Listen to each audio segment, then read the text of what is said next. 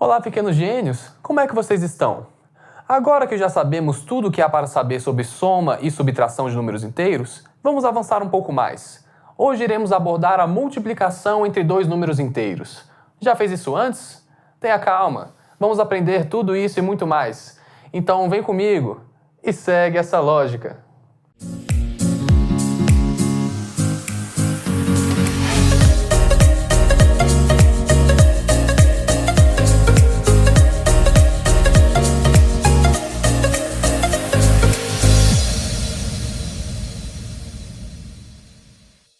Na aula de hoje, nós vamos aprender como se multiplica números inteiros. Mas antes de começar a explicação com palavras, eu quero que vocês vejam com mágica. Acompanhem comigo enquanto eu multiplico este pequeno pedaço de madeira. Eu fiz um pedaço de madeira vezes 2, ou seja, agora eu tenho 2 pedaços de madeira.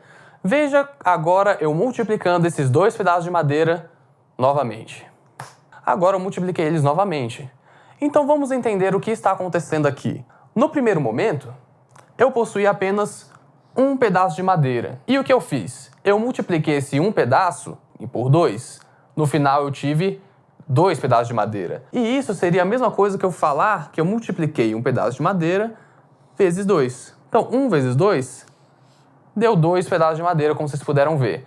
Agora, se vocês prestaram atenção, eu dobrei mais uma vez esse pedaço de madeira, chegando num total de 4 pedaços. E o que aconteceu? Bom, eu possuía 2 pedaços de madeira e multipliquei eles de novo por 2, o que me deu um total de 4 pedaços de madeira. Então, multiplicação nada mais é do que você pegar um número, uma quantidade, qualquer coisa que seja, e você transformá-la em mais. Mas não apenas somando, mas sim multiplicando. Então, para ficar mais fácil, vamos pegar um outro exemplo. Como, por exemplo, se tivermos aqui 3 vezes 4. Bom, nós podemos entender isso da seguinte maneira. Imagine que eu tenho um grupo de 3 palitos. Caso eu transforme esse um grupo em 4 grupos, ou seja, multiplicá-lo por 4, o que eu vou ter? Bom, eu terei 3 palitos em cada um desses grupos, correto? Então, no total, quantos palitos teremos? Bom, teremos 3 palitos do primeiro grupo, teremos 3 palitos no segundo grupo, 3 palitos no terceiro grupo e 3 palitos no quarto grupo. Dessa forma, 3 vezes 4 nada mais é do que 3 somando-se com 3 4 vezes. Então, multiplicação, de certa forma, acaba sendo uma soma. Então, se fizermos 3 mais 3 mais 3 mais 3, iremos encontrar o total de 12.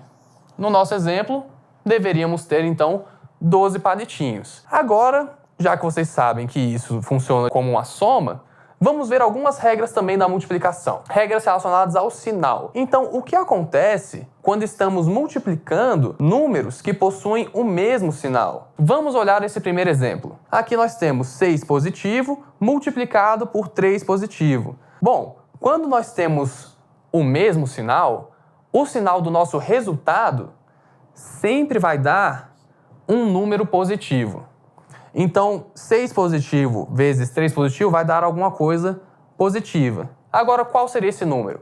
Bom, nós temos o número 6 repetido 3 vezes. Ou seja, 6 mais 6 mais 6. 6 mais 6 é 12, 12 mais 6, 18. Então, o resultado disso aqui seria 18 positivo. E a mesma coisa acontece quando temos números negativos. Então, neste exemplo, onde temos menos 4 multiplicado por menos 5, os sinais são iguais. E sempre que os sinais forem iguais, o resultado vai dar algum número positivo, mesmo que o sinal seja de menos. Se os dois envolvidos tiverem sinal de menos, o sinal do resultado vai ser um sinal de mais. Vocês lembram que o sinal de menos causa uma certa inversão? É isso que acontece aqui. Então, o sinal de menos daqui acaba invertendo o outro sinal de menos, dando um sinal de mais. E 4 vezes 5 nada mais é do que 4 repetido 5 vezes. Ou seja, 4 mais 4 mais 4, 5 vezes. Se você somar isso, você vai ver que o resultado é 20.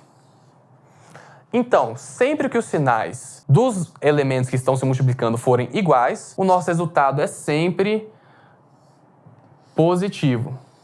Vou deixar aqui bem grande para não ter dúvida. E agora, vamos ver a nossa outra regra para quando nós possuímos sinais diferentes, sinais invertidos. Nós temos aqui o mais 8 multiplicado pelo menos 3. O que acontece aqui? Como os sinais são invertidos, o resultado sempre vai dar algum número que seja negativo. Porque seria aquela história do menos estar invertendo o outro sinal. Então, o menos inverte o sinal do mais, se torna menos. Dá para pegar mais ou menos essa linha de raciocínio. E agora nós multiplicamos o 8 pelo 3, que nada mais é do que 8 mais 8 mais 8, que seria 24.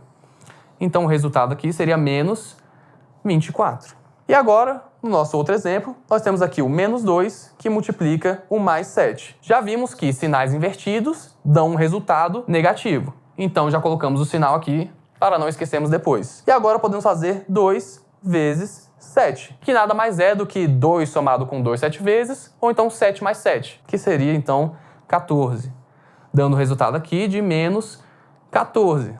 E agora, para fixar também, vou colocar aqui que sempre que os sinais forem diferentes, o nosso resultado vai dar com o sinal negativo. E agora, antes de finalizar a nossa aula, eu queria dar apenas também uma dica, uma propriedade da matemática, na verdade, que é a seguinte: sempre que você pegar um número qualquer, digamos um número bem grande, como talvez 1005, qualquer número que pegarmos, que formos multiplicá-lo por 0, o resultado é sempre o mesmo, independente do número que seja. Qualquer número que você multiplicar 0 vezes, o resultado disso aqui vai ser sempre 0.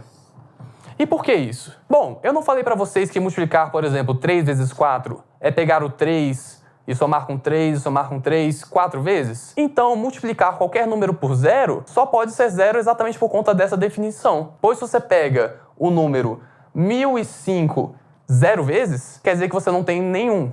Ou seja, você tem um total de 0. Então lembre-se disso. Sempre que encontrarem qualquer número mesmo, multiplicado por 0, podem ter certeza que a resposta é 0. E com isso, encerramos a nossa aula de hoje.